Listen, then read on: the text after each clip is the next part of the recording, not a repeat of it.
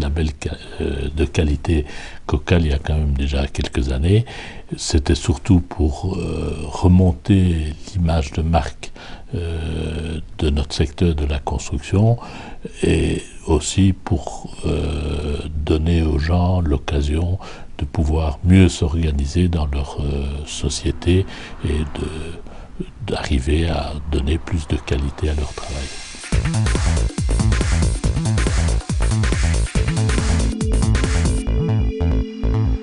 Donc Monsieur Toussaint, vous êtes labellisé Cocal. Ça veut dire que j'étais déjà dans ce topic-là depuis longtemps. C'était une envie personnelle depuis pas mal de temps. Pour avoir le label Cocal, vous avez suivi une formation. Comment ça s'est passé cette formation? Très bien. Avec un bon professeur, tout s'est très bien passé. J'ai appris beaucoup de choses.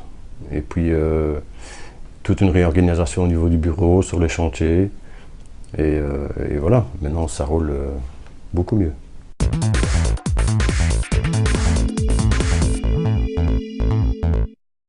En fait, dans les 9 séances, il y a 6 séances dites plus théoriques où en fait on discute et 3 séances où vraiment les participants viennent soit avec leur dossier papier, soit même avec leur portable s'ils le désirent et parler de cas concrets ou de problèmes concrets qu'ils auraient. Et là, on essaye d'échanger un maximum et de trouver la solution qui conviendrait à l'entreprise puisque en général, il n'y a pas une solution adaptable pour tout le monde. C'est vraiment en fonction de la structure de l'entreprise qu'il faut y trouver sa propre solution. C'est moins 28. Moins 28. Là, vérifie quand même une fois encore.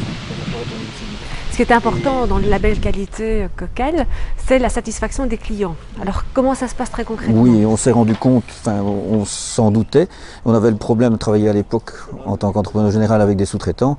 Et tant les clients étaient très contents de notre partie gros œuvres et nos travaux, il y avait plus de problèmes dans ce qui était finition. Alors je ne vais pas dire qu'avec nos ouvriers, il y a moins de problèmes au niveau qualité et définition, mais au moins le temps de réaction pour améliorer, pour faire que ce soit bien, est nettement meilleur. Donc les gens sont contents.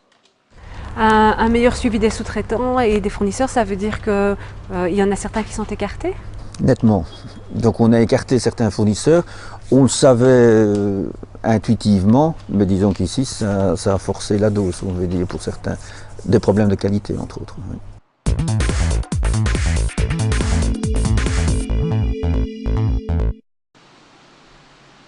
Bonjour, bonjour. Comment allez-vous? Ça va? Voilà, je viens pour l'audit. Un audit dans l'entreprise se passe de la manière suivante.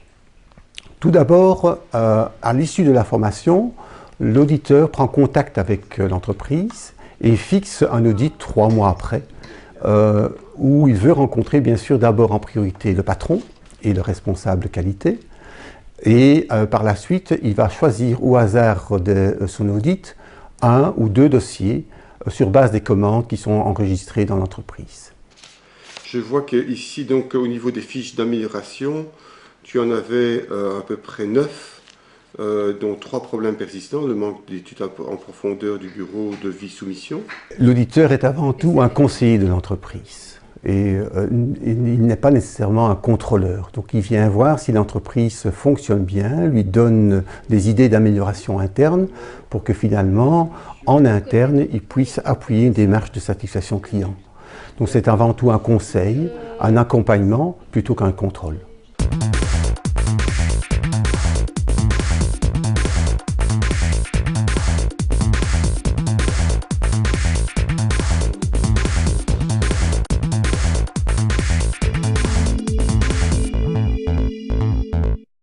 Le but est d'évaluer les dossiers qui sont présentés par les auditeurs, dossiers des différents candidats à la labellisation Cocal ou à la prolongation de leur labellisation.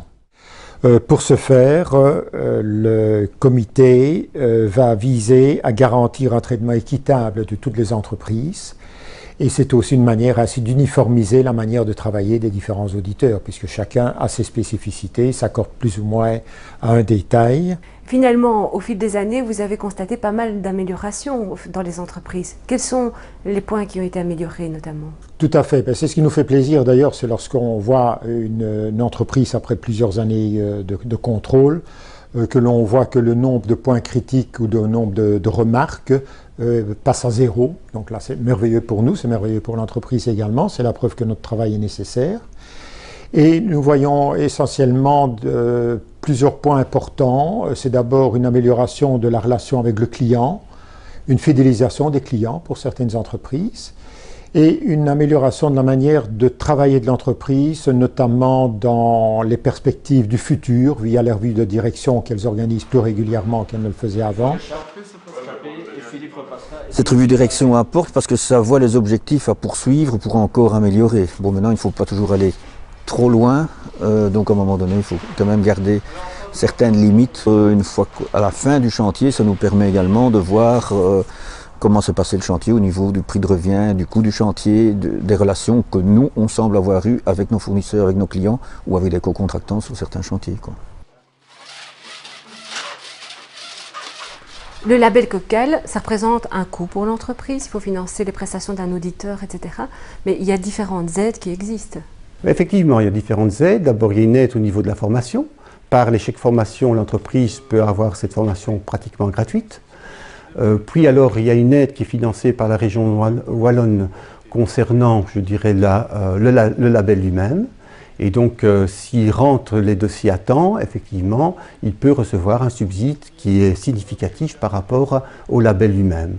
Et in fine, il faut se dire que la démarche qualité est rentable en tant que telle parce qu'elle lui permet en tant qu'entrepreneur d'améliorer son organisation et donc de faire, je dirais, avoir une marge bénéficiaire plus importante. Alors quand un chantier se termine, est-ce que ça vous a aussi poussé, la démarche qualité, à améliorer l'analyse de votre fin de chantier?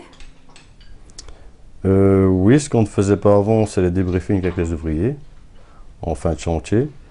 Moi, comme j'étais déjà dans cette optique-là depuis longtemps, je passe tous les jours sur chantier en fait. Voir près des ouvriers, ça va, ça ne va pas.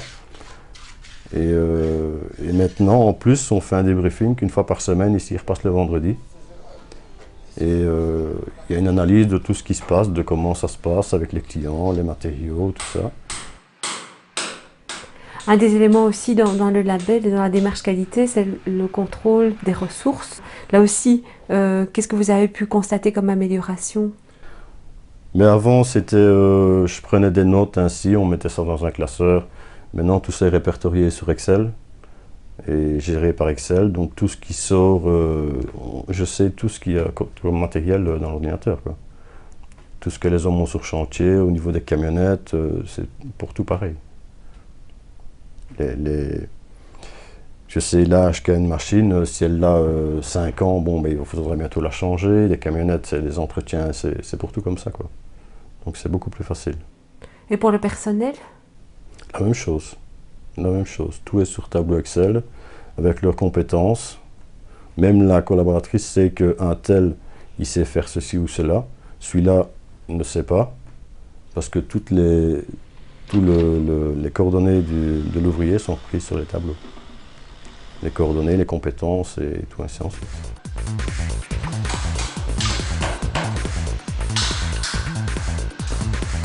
De manière générale, qu'est-ce que ça vous apporte finalement le label qualité? Plus de sérénité pour l'entreprise.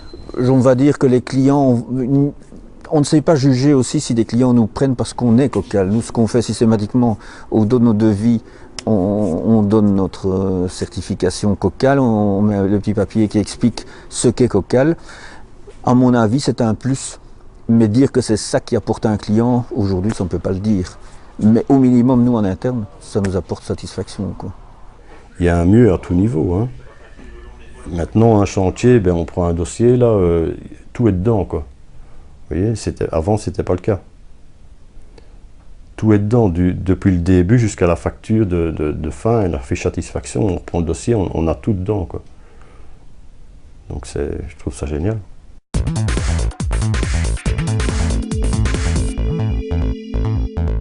On doit avoir un seul label dans la construction et un seul label qui reprend, parce que la partie référentielle commune est commune, qu'on soit cuisiniste ou qu'on soit menuisier ou plafonneur ou peintre, on a toujours cette partie commune de tous les métiers de la construction, et puis il y a des références plus spécifiques au type même de métier, quoi.